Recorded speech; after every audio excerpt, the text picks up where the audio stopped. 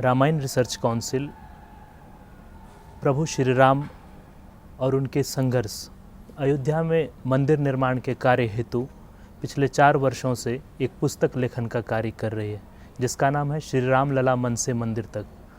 मुझे बताते हुए अत्यंत हर्ष की अनुभूति हो रही है कि पिछले अगस्त में जब माननीय प्रधानमंत्री नरेंद्र मोदी जी से मिलने का अवसर मिला तो उन्होंने कहा कि यह कोई पुस्तक नहीं है, यह एक आने वाली पीढ़ियों के लिए एक ऐसा ग्रंथ होगा जिसको संजोने का कार्य आप लोग कर रहे हैं। इसको यूनाइटेड नेशंस के 192 देशों में डिजिटली हम विमोचन इसका करेंगे।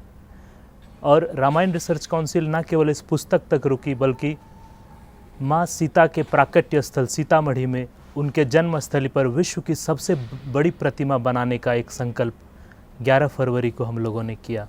और उसी क्रम में यह प्रभु की कृपा थी, क्योंकि मैं समझता हूँ हम लोग तो तुच्छ मनुष्य रूप में हैं, लेकिन भगवान की कृपा थी कि आज वहाँ पर हम लोगों ने लगभग 17 एकड़ ज़मीन महंतों ने हमें दिया है इस कार्य हेतु, और हम निरंतर प्रयास भी कर रहे हैं।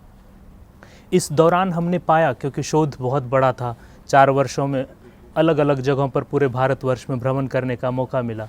भारतीय संस्कृति को समृद्ध करने के लिए और प्रभु श्री राम के आदर्शों को जन जन तक पहुंचाने के लिए जो हम युवा कर सकते हैं, उसका गिलहरी प्रयास हम लोगों ने प्रारंभ किया है। और इसकी सूचना हमने निरंतर हर विषय की दी है, चाहे वो राम मंदिर ट्रस्ट की बात हो, प्रधानमंत्री कार्यालय की बात हो। और तीसरा प्रकल्प है हमारा रामायण मंच, जो कि एक यूट्यूब चैनल है, और इसके माध्यम से हम छोटे छोटे बच्चे जो स्कूली बच्चे हैं, जो विद्यालयों में जाते हैं, उनको रामायण की चौपाई छंदों के ऊपर उनको स्मरण कराते हैं और उन पर वीडियो बनता है। कई सारे ऐसे बच्चे जो असम से हैं, त्रिपुरा से हैं, मणिपुर से हैं, जिनको हिंदी भाषा नहीं आती, लेकिन संस्कृत की इतनी महिमा है, इनके ध्वनि की इतनी महिमा है कि वो अच्छे से उस स्वरों को पहचान पाते हैं और उस पर, चाहे वो रुद्राष्टकम की बात हो, चाहे राम रक्षा स्तोत्रम की बात हो, वो अच्छे से उन्हें बोल पाते हैं। और इस प्रकार से हम रामायण मंच के माध्यम से भी जन जन तक इसे पहुंचाने का कार्य कर रही है।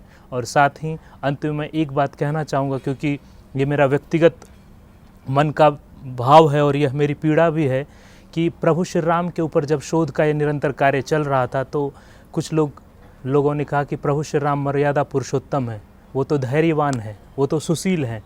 लेकिन इस नैरेटिव को इतना मजबूत कर दिया गया कि आज भी यदि आपके हाथ में धनुष है तो आपको कंपेयर करने लग दिया जाता है कि राम तो ऐसे नहीं थे। लेकिन उनको बताना चाहता हूँ कि जब वो दारण्यक वन में गए, विश्वामित्र जब उनको लेके गए, तो उन्होंने, संख्या तो नहीं है लेकिन सहस्त्रों राक्षसों का वध किया।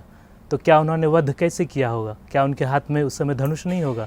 क्या उन्होंने कहा होगा कि हे सुबाहु मैं तुम्हें मारूं कि नहीं मारूं? उन्होंने उस समय उठाया होगा। तो समय है कि हम इस नैरेटिव को रखें कि प्रभु श्री राम जब जब धर्म की हानि होती है तो उस समय अपने धनुष को भी प्रत्यंचा बना करके उठाते हैं, और जब सरलता और धैर्य की बात होती है तो उसको भी रखते हैं।